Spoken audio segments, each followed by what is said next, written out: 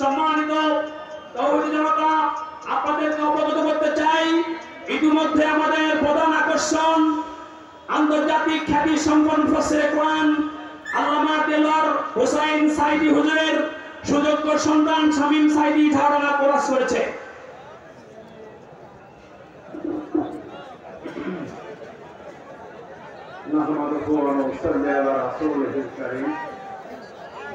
আজকের এই সিরাত মাহফিলের সম্মানিত সভাপতি, উপস্থিত বিশেষ অতিথি মুহাদ্দিস আব্দুল খালেক সাহেব সহ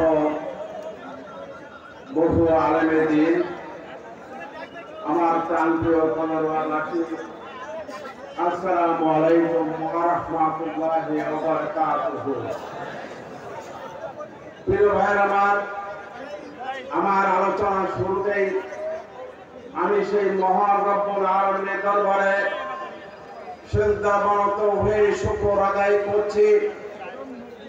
মাত্র 2 মাস আগে 5ই আগস্টের পূর্বে আমরা এরকম একটি সমাবেশ করার কল্পনাও যখন করতাম না, এদেশের মানুষের মানবাধিকার হরণ করা হয়েছিল, কথা বলার স্বাধীনতা হরণ করা হয়েছিল, ভোটাধিকার হরণ করা হয়েছিল, স্বাধীনভাবে চলাফেরা করার অধিকার হরণ করা হয়েছিল, তখন ধর্মীয় মাহফিল করাও বন্ধ করে দেওয়া হয়েছিল।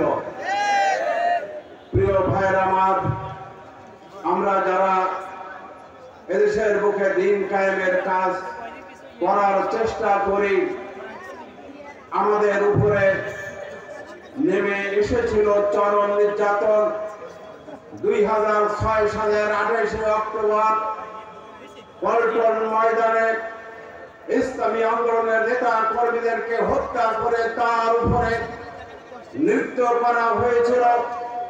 সেখান থেকে শুরু করে 17টি বছর ধরে এদেশের ইসলামপন্থী ব্যক্তি, আলেম ওলামা সহ বিভিন্ন ব্যক্তিদের উপরে যে জুলুম নির্যাতন নিষ্পেষণ করা হয়েছিল, শুধু তাই নয়, শুধু জামাত ইসলামী নেতৃবৃন্দকেই ফাঁসি দিয়ে হত্যা করা হয়নি, বরং যাদের 71-এর দোষে দুষ্ট না, জামাত ইসলামী নেতাদের দোষ দেওয়া হয়েছিল 71 সালে 53 বছর আগের অভিযোগ সেটা, অথচ যারা মন্ত্রিত্ব চালালো, 2 জন মন্ত্রী 3টা মন্ত্রণালয় পরিচালনা করলো, বহু এমপি সাহেবরা তারা জাতীয় সংসদে ভূমিকা রাখলো, দেশের উন্নয়নে কাজ করলো, বহু উপজেলা চেয়ারম্যান, ভাইস চেয়ারম্যান, ইউনিয়ন পরিষদের চেয়ারম্যান মেম্বাররা যারা দেশ পরিচালনায় অংশগ্রহণ করলো, সে দলের একজন নেতা কর্মীরও দুর্নীতির দায়ে একটি মামলা পর্যন্ত হলো না। সেই দলের নেতাদেরকে দুর্নীতির অভিযোগ দিয়ে, সেই দলের নেতাদেরকে মানুষ খুনের অভিযোগ দিয়ে, ধর্ষণের অভিযোগ দিয়ে, জুলুমের অভিযোগ দিয়ে যাদেরকে দুনিয়া থেকে বিদায় করে দেওয়া হলো। প্রিয় ভাইরা আমার, শুধু তাই নয়, বরং এদেশের আলেম ওলামাদেরকে হাজার হাজার আলেম ওলামাদেরকে 2013 সালে 5ই মে তারিখের সেই সমাবেশের মাধ্যমে তার পরবর্তীতে তাদেরকে কারাগারে নিষ্পৃষ্ট করা হয়েছিল। প্রিয় ভাইরা, আমাদের সন্তানরা যারা ইউনিভার্সিটি থেকে শুরু করে মাদ্রাসায়, প্রাইমারি স্কুল, এরকম যারা একেবারে শিশু থেকে শুরু করে 90 বছরের বৃদ্ধ পর্যন্ত এই ছাত্র জনতার তুমুল আন্দোলন মাত্র জুলাই থেকে শুরু হয়ে 5ই আগস্ট পর্যন্ত, এই আন্দোলনের মাধ্যমে যারা এই দেশের মানুষের 18 কোটি মানুষের মুক্তি দিতে পেরেছে, স্বাধীনতা দিতে পেরেছে, প্রিয় ভাইরা আমার, আমরা সেই শহীদদের জন্য আমার আলোচনা শুরুতে রুহের মাগফিরাত কামনা করছি। প্রিয় ভাইরা আমার, আমাদের এই দেশটি আমাদের মহান রব্বুল আলামিন তিনি নিজেই মেহেরবানি করে দিয়েছেন। 18 কোটি জনতার এই দেশ, এদেশের স্বাধীনতা, সার্বভৌমত্ব আমাদেরকেই চেষ্টা করতে হবে তার হেফাজত করার জন্য।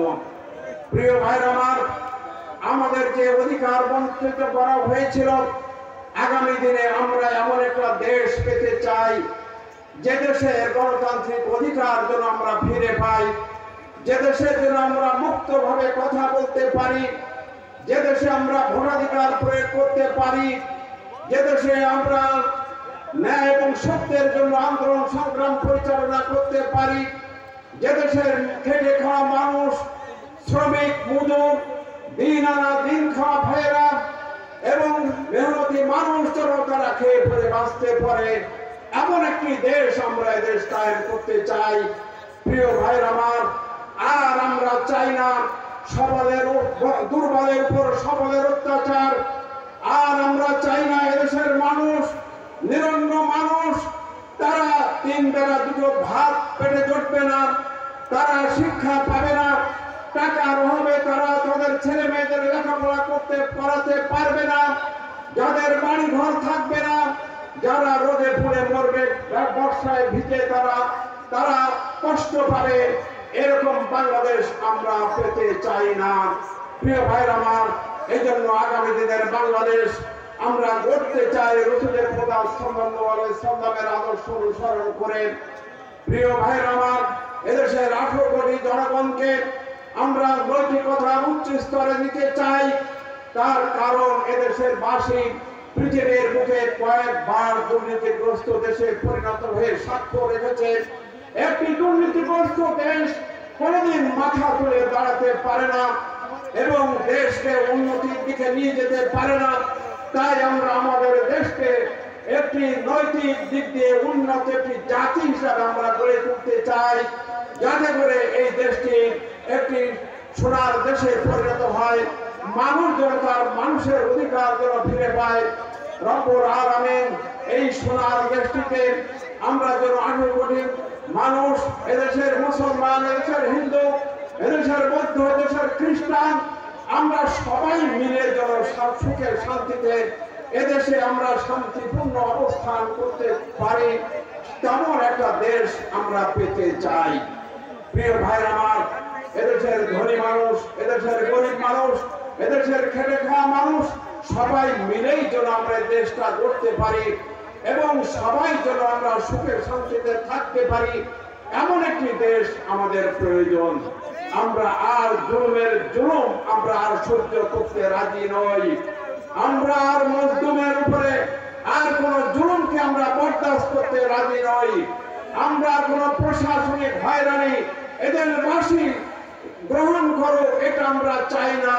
একটি প্রশাসনিক দিক দিয়ে একটি এদেশের প্রশাসকরা যেন এদেশের জনগণকে সেবা দিয়ে যেন তারা নিজেদেরকে যেন সৌভাগ্য